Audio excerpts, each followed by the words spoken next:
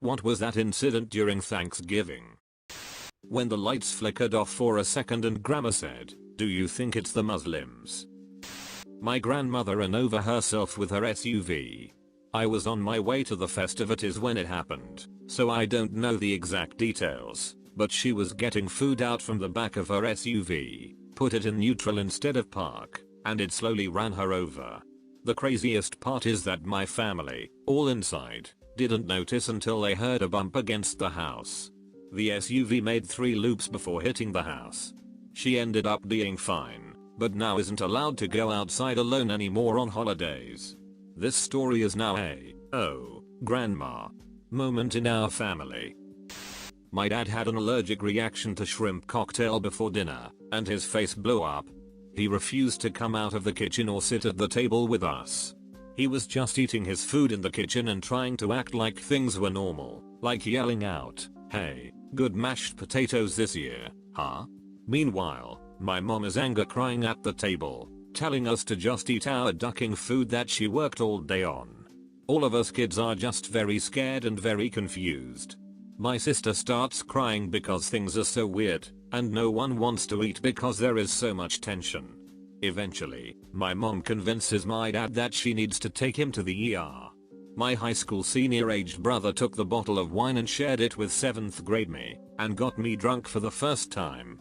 My parents came home to me throwing up on the bathroom floor. Oh shit. My mom dominated the conversation about how everyone should be drinking their pee. For a solid 45 minutes. She read in some yoga book about how it cures some infection called bolly belly that you get in places like, you guessed it, bolly. But also that it's actually just really helpful for all sorts of shit. Went way into detail about how you have to catch it midstream of the first pee of the morning. Blah blah blah. By the end she was defending it so thoroughly she said she was going to start tomorrow morning. She never did, and now denies the conversation lasted more than 5 minutes, and that everyone was egging her on. Every Thanksgiving and Christmas dinner my step-grandfather will always bring up his father's death. Always goes into detail about how he walked into the kitchen to see his father's body on the floor with his head blown off. Either that, or politics. I was around 5 to 6 years old. Us kids were playing hide and seek, and I hid way in the back of grandma's closet. While I was hiding back there, I found this beautiful deep red robe. I assumed it belonged to my grandfather who died just after I was born. I tried it on, and it was huge on me, but the silk felt really smooth and cool, so I decided to go ask my grandma if I could have it to grow into. Turns out granddad was a Grand Dragon in the Carolina KKK, and it was his ceremonial robe. The family members who didn't know about this already were highly upset, the ones who knew were embarrassed as hell. There was a small riot when I walked into the kitchen wearing it. That was an awkward Thanksgiving. My cousin tried showing us the boot trick. It was a way to get the cork out of a bottle of wine without a corkscrew. You put the bottom of the bottle in your shoe and hit it against the wall, and it's supposed to get the cork out. He gathers us all outside to show us how it works. We're all standing in my aunt's driveway to see the trick.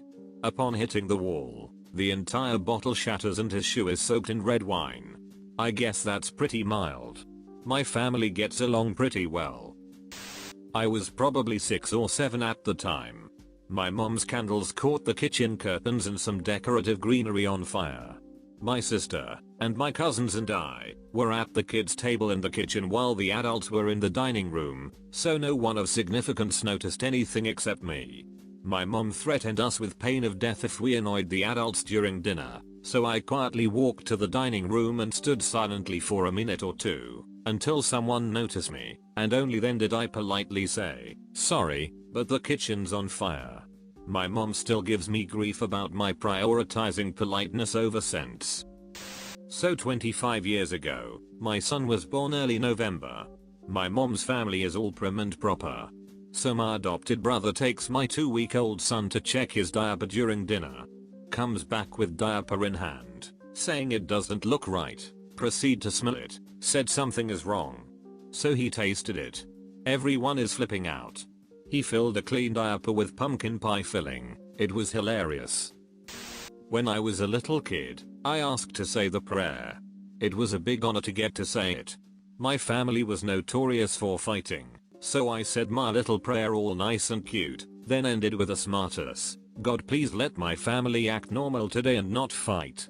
Before I could blink, my German grandmother slapped me across the face really hard, which pissed my mother off. Lots of yelling, and we left. My grandparents had a new oven, and my grandmother had never made a turkey in it before. The turkey drippings somehow caught fire, and the kitchen filled up with smoke. We called 911, but by the time the fire department arrived, my dad and grandfather had put out the fire. So, when the firemen arrived, there was no more fire. They were really nice and understanding. My grandmother was mortified.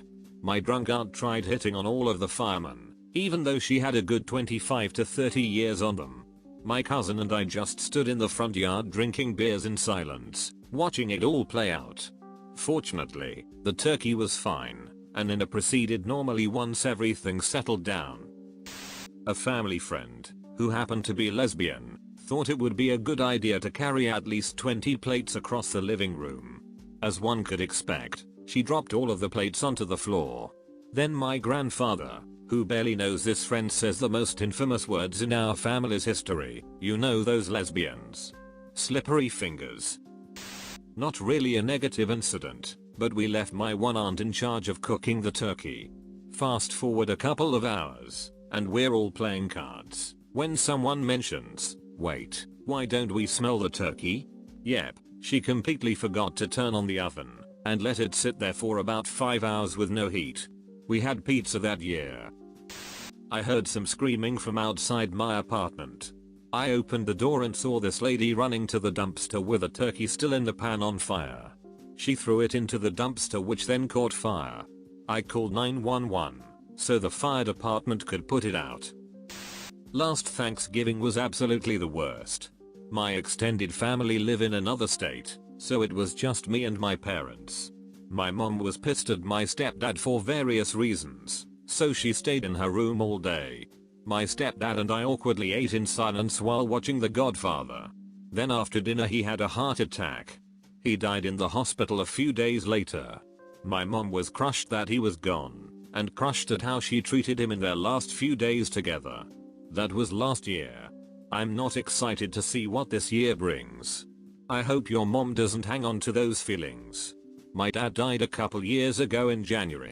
My brother had a huge fight with him on Christmas with everyone in the extended family over. That culminated in my brother telling my dad he wished my dad wasn't in a wheelchair so he could knock him out like he deserved.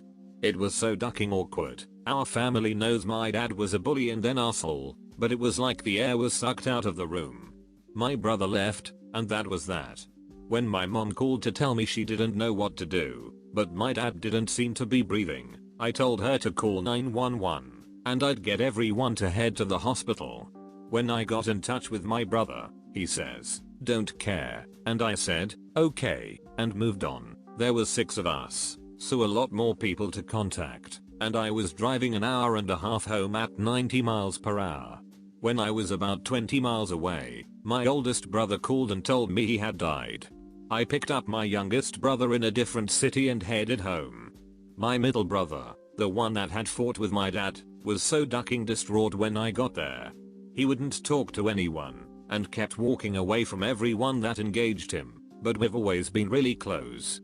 I got him alone in my car, and he finally started crying in this primal, broken way. It was horrible. This was a couple years ago, and my brother is still so angry at himself for having that as his last interaction with our dad. It's caused him to distance himself further from the family, and he won't stop lashing out. Our youngest brother died last year, and it caused another great divide and more fighting. He's fought with my entire family about everything. We were the last ones in touch until recently. I know now that he's addicted to painkillers, and has completely walled himself off. I keep reaching out, but he doesn't respond. I won't stop reaching out, but I really wish I had found a way to help him let this go, before it turned so far south and he became an addict. One Thanksgiving my older brother took over cooking duties. He had just graduated from culinary school and was an amazing chef. My aunt and cousins came over to find a juicy turkey and amazing sides. She likes her turkey burned, apparently, and made her family not eat the dinner.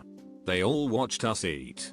My mom was so pissed they never got invited back to our house for any event for years. My mother and grandmother had plans to go to a restaurant last year. My sister convinces them to go somewhere else at last minute. Of course this means no reservations, but sister is convinced that it'll be fine, and they might just have to wait a few minutes for a table. I live in another state, so I get to experience all of this from a distance. They end up sitting at the bar while waiting for a table, having a few drinks and appetizers. After the second round of martinis, my mother looks over and my grandmother is leaning back in her chair, completely limp and unresponsive. Everyone freaks out, paramedics are called, grandma is rushed to the ER. I'm 1,200 miles away when my mother calls to tell me what happened. At this point grandma is at the ER, still unresponsive, crazy low blood pressure and high heart rate. I'm ready to book plane tickets and rush to the airport, when mom calls back, don't worry, everything's okay, your grandmother just got drunk.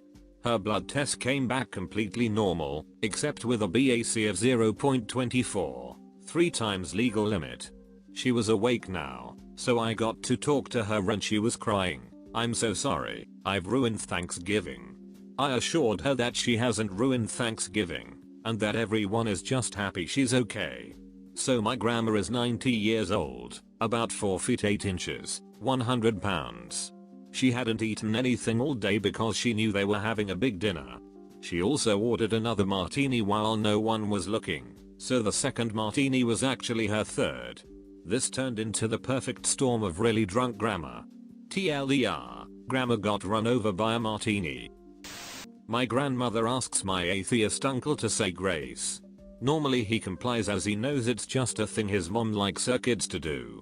But other conservative uncle has been proselytizing to him all day and telling him he's worried he's going to hell and taking his non-church going kid with him.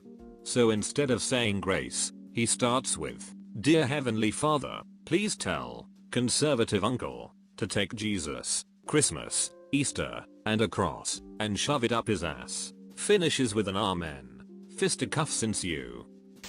I was younger, maybe 10, and my sisters and I were chasing each other around the house. I ran into the bathroom, slid on the floor, and dislocated my knee. I screamed literal bloody murder when I saw my bone pointing the wrong way, out of my kneecap. 911 came. I took an ambulance ride to the hospital, where when a doctor tried to relocate my knee, by straightening out my leg, and snapping the bone back into place, my drunk father told the doctor he'd ducking kill him if he hurt me. Would not recommend. I have 3 sisters, all much older, 9, 13 and 15 years older, so they were always far ahead of me in life. They all had families and children etc. well before me. I cannot have children, which they did not know. We are at Thanksgiving table, and things are tense, because they are nasty bitches, and I am just waiting for an insult. They start in on me about having children, and I say, my husband and I are in the process of adopting. My oldest sister says, that is not really having children. I punched her. Don't regret it. Last year my parents were discussing my younger brother, who's in college and wanted to take a gap semester. They were concerned because he already wasn't showing much focus, and they were worried that if he took a gap semester then he would never go back. I tried to reassure them by reminding them that I, like him, really hated college the first time I went, but then I went back a second time and had more drive and focus, because the second attempt was based on my own desire to improve myself, rather than just trying to please them. And my dad very calmly and casually said, yeah, well, you're not exactly the role model we want him to emulate. And that was pretty much the most savage thing my dad ever said to me.